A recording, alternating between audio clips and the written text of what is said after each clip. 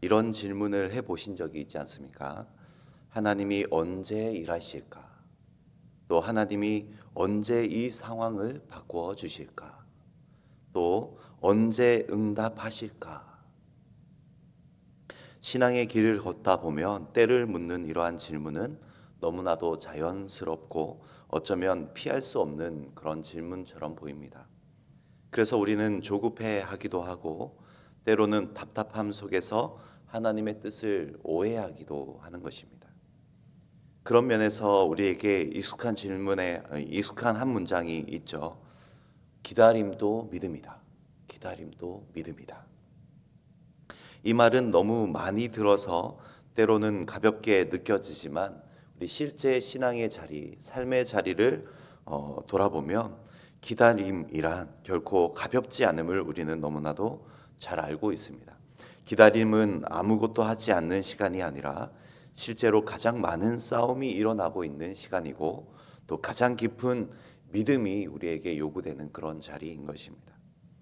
또 그러한 기다림 속에서는 불안과 또 기대가 동시에 일어나게 되고 확신과 또한 흔들림이 하루에도 수백 번씩 수만 번씩 교차하기도 합니다.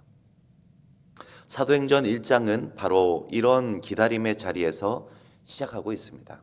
예수님의 부활 이후 제자들은 가장 중요한 이 전환점 앞에 서 있는 것이죠. 십자가의 절망을 지나서 부활의 기쁨을 경험했고 이제는 무엇인가 결정적인 일이 이제 곧 일어날 것 같은 그런 기대 속에 있었습니다. 제자들은 이렇게 생각했을 것입니다. 예수님이 이제 부활하셨으니 하나님 나라의 회복이 지금 당장 이루어질 것이다. 그래서 이렇게 물었던 것이죠. 주께서 이스라엘 나라를 회복하심이 이때니까.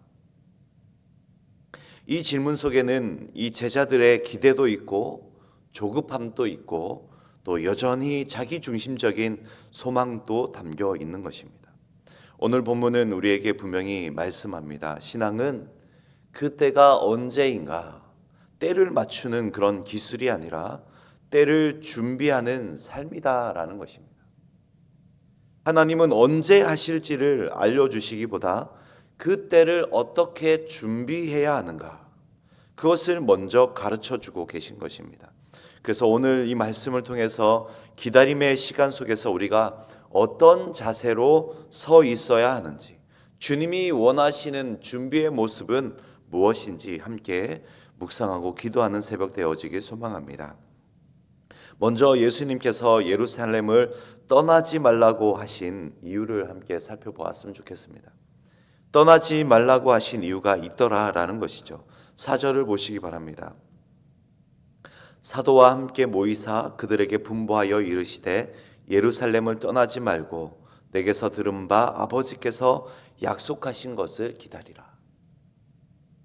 예수님께서 제자들에게 예루살렘을 떠나지 말라라고 그러고 기다리라고 하신 이것은 한편으로는 제자들 안에 이 분명하게 떠나고 싶은 그런 마음이 있었다라는 것입니다. 예루살렘은 제자들에게 상처의 도시였습니다. 그곳에서 스승 예수님께서 십자가에 달려서 죽으신 그런 상황이 있었고 제자들은 그럼에 도망을 쳤고 또 베드로는 3번이나 예수님을 부인했던 그런 장소였습니다. 예루살렘은 실패의 기억이 가장 뚜렷하게 남아있는 장소였던 것이죠. 인간적인 생각으로 보면 그곳에 이제 더 이상 머물 이유는 없었습니다. 오히려 갈릴리로 돌아가 다시 이 고기를 잡는 삶으로 돌아가는 것이 훨씬 안전하고 익숙한 그런 선택처럼 보였던 것이죠. 실제로 예수님의 부활 이후에도 제자들은 여전히 흔들리고 있었습니다. 요한복음 21장을 보시면 시몬 베드로는 나는 물고기를 잡으러 가겠다. 나는 이제 물고기를 잡으러 가겠다라고 말하면서 다시 이 옛적의 삶으로 돌아가려 했었습니다. 이것은 단순한 생계의 문제가 아니라 사명의 자리에서 물러나고 싶은 그런 마음의 표현이었던 것이죠. 십자가와 부활을 경험했음에도 제자들의 마음속에는 여전히 두려움과 혼란이 있었고 그리고 도피하고 싶은 마음이 공존하고 있었던 것입니다. 그렇기 때문에 예수님은 분명히 말씀하고 계셨던 것이죠. 예루살렘을 떠나지 말라. 예루살렘을 떠나지 말라. 떠나고 싶은 자리, 다시 돌아가고 싶지 않은 그런 과거, 또 실패의 기억이 가득한 곳, 그것이 바로 예루살렘이었습니다.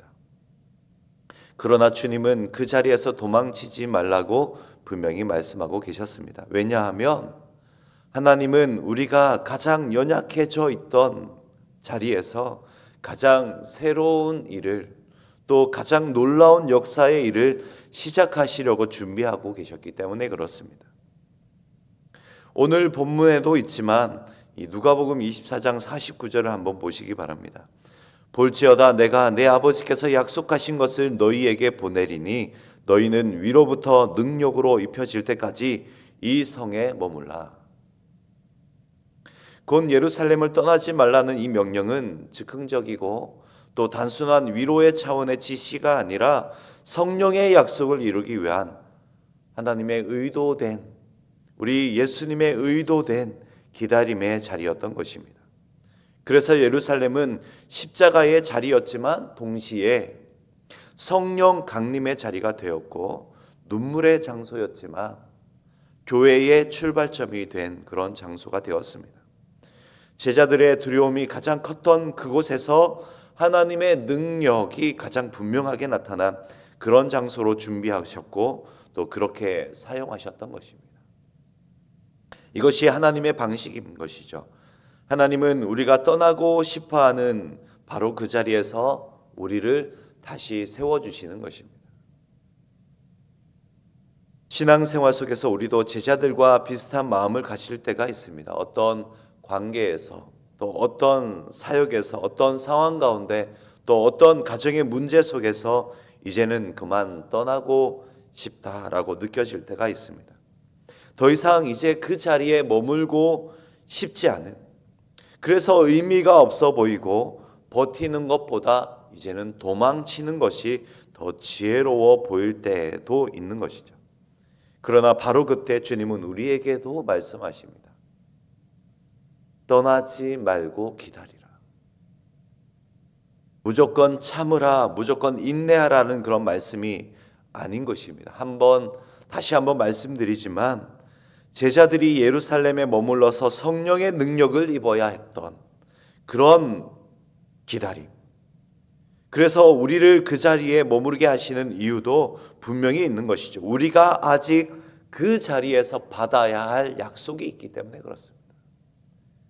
우리도 그 자리에서 받아야 할 약속이 있기 때문에 그렇습니다.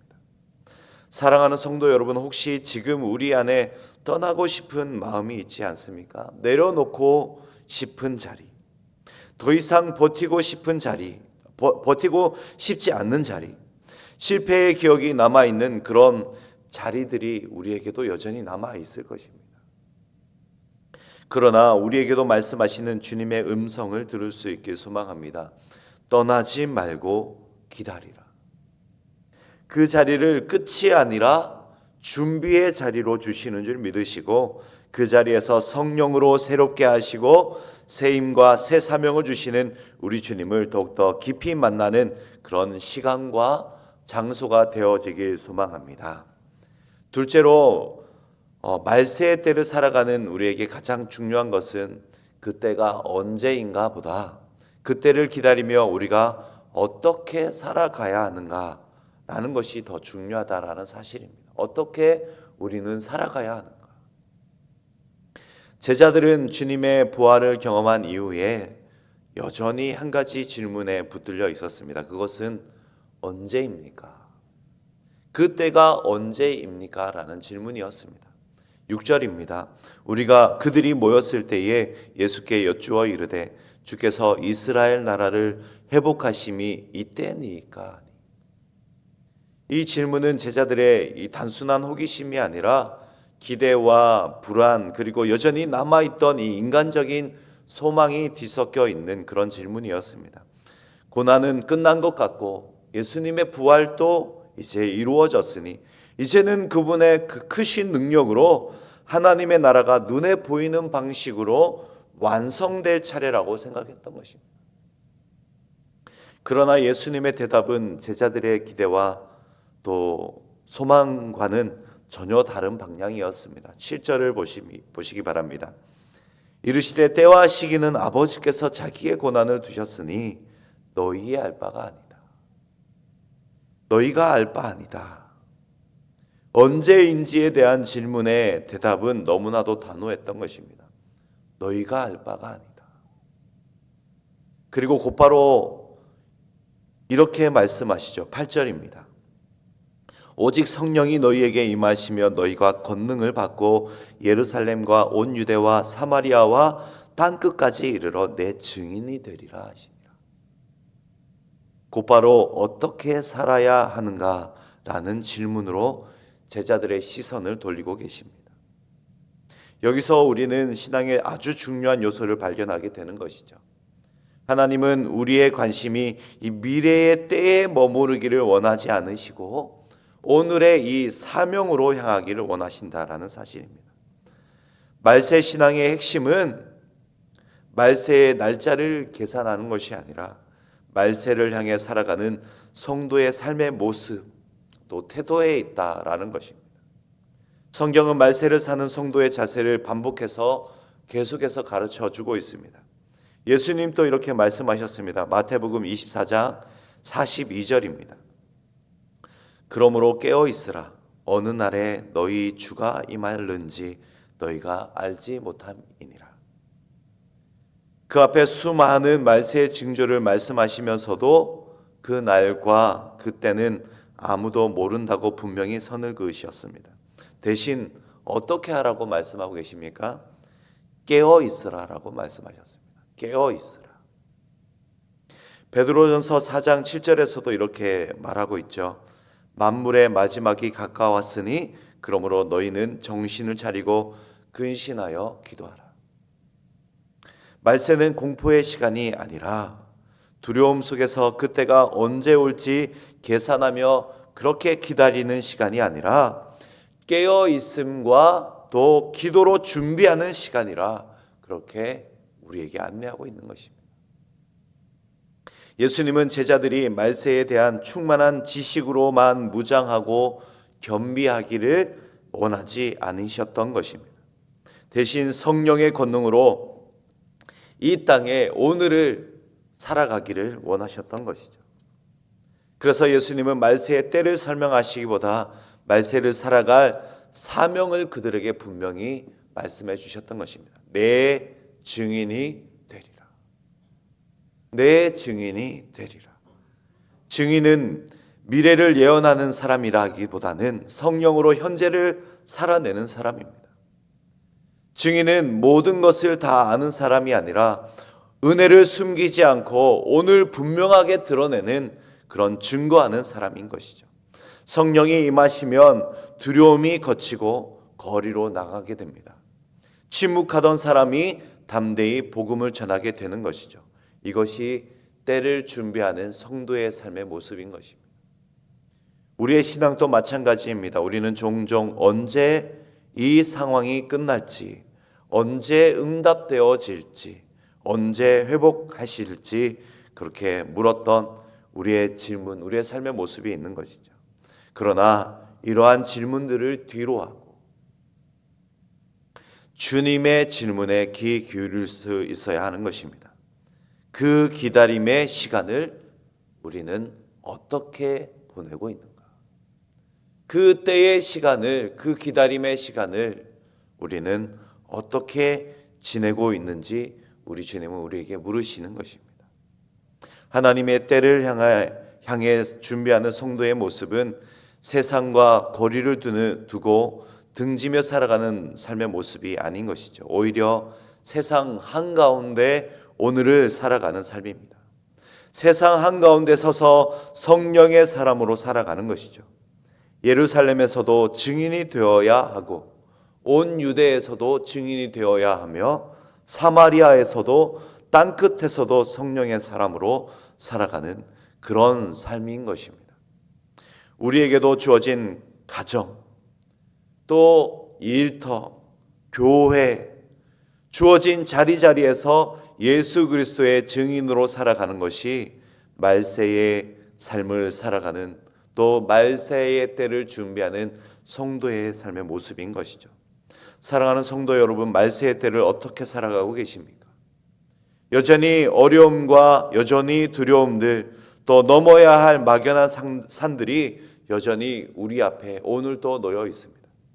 그러한 때를 살아가는 우리에게 주님은 그러한 상황이 언제 끝날지, 언제 응답이 있을지에 대한 미래의 모든 것들을 보여주고 계시지 않으시고, 그러나 분명하게 우리에게 보여주시는 한 가지가 있는 것입니다. 그것은 오늘 어떻게 살아가야 하는가라는 것입니다. 오늘 우리는 어떻게 살아가야 하는가? 성령을 의지하며 증인의 삶으로 오늘을 살아가야 한다라는 것이죠. 그것이 말세의 때를 살아가는 성도의 가장 분명하고 가장 확실한 모습이다 말씀하고 계십니다. 주님께서 우리를 때를 아는 사람이 아니라 때를 준비하는 사람으로 부르셨음을 믿으시고, 우리의 두려움과 조급함을 내려놓고 오늘 또 성령과 동행하는 성령의 사람으로, 증인의 사명을 부여받은 예수의 사람으로 살아갈 수 있는 이 하루와 또 우리의 은혜의 삶 되어질 수 있길 소망합니다.